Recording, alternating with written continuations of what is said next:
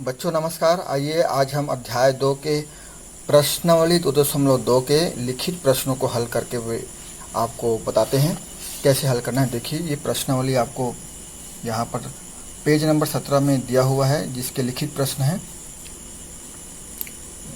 चलिए शुरू करते हैं। प्रश्न पहला आपको दिया हुआ है, रमा ने 17 पंक्ति में कुल 544 पौधे की रोपाई की, तो बताइए कि प्रत्येक पंक्ति में कितने पौधों की रोपाई की है।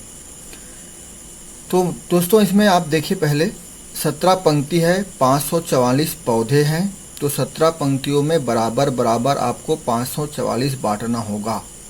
बांटना होगा कहने का मतलब है कौन से चिन्ह का प्रयोग करेंगे आप? भाग के चिन्ह का प्रयोग करेंगे।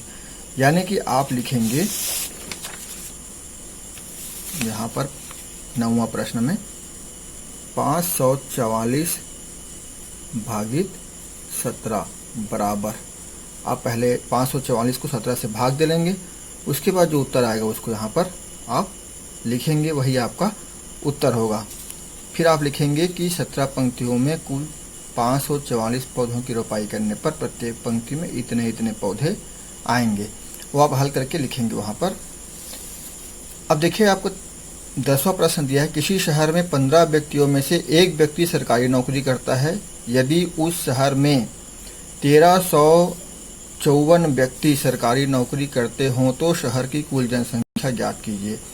इस सवाल में आपको क्या करना है, देखिए 15 में एक व्यक्ति सरकारी नौकरी में है। यदि 1354 व्यक्ति, 1354 व्यक्ति सरकारी नौकरी में है, इसका मतलब है कि आपको 1354 को 15 से गुना करना होगा।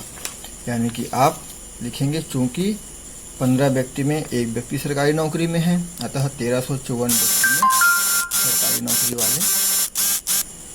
तो यहाँ पर आप 1354 गुना 15 करेंगे। कौन से सवाल में? 10 नंबर के सवाल में। तो आपका आंसर यहाँ पर बराबर आप लिखेंगे।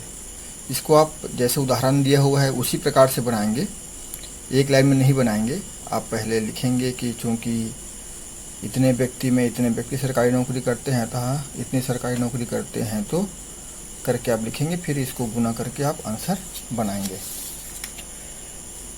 प्रश्न क्रमांक 11 देखिए आप, भागफल तथा शेषफल ज्ञात कीजिए तथा विभाज्यता के संबंध की सत्यता की जांच कीजिए। आपको पहले भाग ज्ञात करना है, इसका भागफल ज्ञात करना है, फिर विभाज्यता के नियम के अनुसार सत्यता की जांच करना है। इसके लिए हम बता दें आपको, विभाज्यता के नियम के लिए आप पीछे पन्ना पलटेंगे तो यहाँ पर देखिए पेज क्रमांक 15 में आपको दिया हुआ है विभाज्यता के नियम। क्या दिया है? भाज्य बराबर भाजक गुना भागफल धन शेषफल। अब ये भाज्य, भाजक, भागफल, शेषफल क्या होता है ये आप जानते हैं, फिर भी यहाँ पर आपको पेज नंबर 14 में स्पष्ट रूप से दिया हुआ है। चलिए इसको एक बार समझने का प्रयास करते हैं। भाजक, जिससे हम भाग देते हैं उस संख्या को भाजक कहते हैं। भाज्य, जिस संख्या को भाग दे रहे हैं या जो संख्या भाग देने योग्य है उसे हम भाज्य कहते हैं। भाजक और भाज्य, जब भाजक से हम भाज्य को भाग देते हैं तो जो परिणाम आता है उसको हम भागफल कहते हैं, और आखिरी में जो बच जाता है उसको शेषफल कहते हैं। शेषफल कुछ न कुछ बचता है, कुछ नहीं बचता तो फिर शून्य बचता है, तो शून्य भी एक शेषफल ही कहलाएगा। इसे हम एक सवाल लेकर चलिए करते हैं। आपको दिया हुआ है, इसमें कौन सा सवाल दिया हुआ है? 11 का पहला लेते हैं, 7772 को 36 से भाग दीजिए। चलिए 36 से भाग देते हैं 7772 को। तो सबसे पहले देखिए 2 अंक की संख्या है, भाग देने वाला यानी भाजक, इसलिए हम इधर भी 2 अंक की संख्या लेंगे, 77 लेंगे। तो 36 का हम पहाड़ा पढ़ेंगे, जो 77 आए या उससे कम आए, ज़्यादा नहीं आना चाहिए। तो 36 की पहाड़ा हम पढ़ेंगे, 36 दूनी 72 होगा, यहाँ पर ये 72 हो गया। इसको घटाएंगे हम यहाँ पर, तो 7 में 2 गया, बचेगा 5, 7 में 7 गया, ये कुछ नहीं बचेगा। उतारेंगे कितना यहाँ पर? 7। अब 57 36 के पहाड़ा में एक बार ही पढ़ सकते हैं, 2 बार पढ़ेंगे तो 72 आएगा, इसलिए चलिए एक बार पढ़ते हैं। 36 से कम 36, यहाँ पर बचेगा 1, यहाँ पर बचेगा 2, उतारेंगे यहाँ से 2, है ना। अब 36 पंचे पढ़ेंगे, क्योंकि 36 छेगा में तो 216 होता है, तो 36 पंचे होगा 180। शेष फल हमारा बचा यहाँ 2, यहाँ पर 11 में 8 गया 3, और यहाँ पर कुछ नहीं। तो इस प्रकार से हमारा यहाँ पर भागफल आया 215, भाजक हमारा है 36, भाज्य है 7772, और जो नीचे बचा है वो क्या है, शेषफल। अब विभाज्यता के नियम के आधार पर हमको इसकी जांच करना है।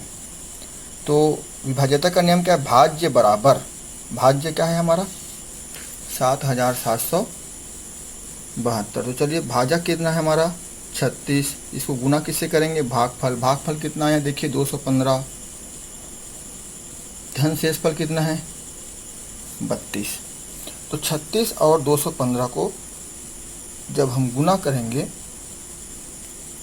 तो वो आएगा 7740, धन शेषफल कितना है 32, दोनों को जोड़ देंगे, यहाँ पर 0 2 2 4 3 7 7 और 7। इस प्रकार से हमारा भाज्य वापस आ जाएगा। ये भाज्य जो है वो हमारा ये आ जाएगा वापस, कहाँ शुरू किए थे हम, यहाँ शुरू किए, तो वही वापस आ गया। इसी को विभाज्यता के नियम से जांच करना है। तो ये जब वापस वही आ जाता है, इसका मतलब ये है कि हमने जो भाग दिया है वो सही है। अब देखिए प्रश्न क्रमांक 12 में हमें आप पहले बता चुके हैं मौखिक प्रश्न के आधार पर, लेकिन एक बार फिर से देखते हैं। एक को यहाँ पर 5 में क्या घटाएंगे, 6 आए, तो 5 में अब यदि हम कोई छोटी संख्या घटाएंगे 5 से तो 6 तो आएगा नहीं, इसलिए हम 15 में घटाएंगे, यानी कि यहाँ से हासिल लाया रहेंगे तभी घटाएंगे। तो यहाँ कितना घटाएंगे तो आएगा 15 में 9 घटाएंगे तो 6 आएगा। यहाँ पर कितना बच गया 2, 2 में 2 घटाएंगे क्या बचेगा यहाँ पर 0।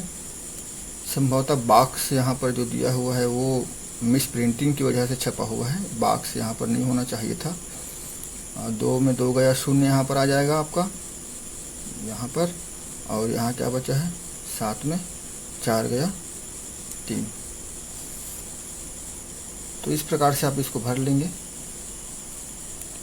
बाकी सवालों को ऐसे बनाने का प्रयास करेंगे। देखिए प्रश्न क्रमांक 13 दिया हुआ है आपको, मंजूलता 1800 रुपये लेकर बाजार गई, 35 रुपये का एक पर्स, 75 रुपये का एक रुमाल, 1200 रुपये की कपड़े खरीदे, बताइए अब उसके पास कितने पैसे बचे। तो ऐसे सवालों को तो आप सबसे पहले जितने खर्च हुए हैं सबको जोड़ लेंगे। यहाँ पर देखिए 135, 75 और 1200 रुपये हैं, सबको जोड़ेंगे तो 1410 रुपये आएगा। 1410 को आप 1800 में घटा देंगे तो आपको उत्तर प्राप्त हो जाएगा। ये सवाल मैं आपके लिए छोड़ता हूँ। 14 नंबर का बनाक देखिएगा, एक आदर्श विद्यालय के 6वीं कक्षा में एक विद्यार्थी का कुल शुल्क 95 रुपये है। यदि छात्रों की कुल संख्या 335 हो तो कुल शुल्क ज्ञात कीजिए।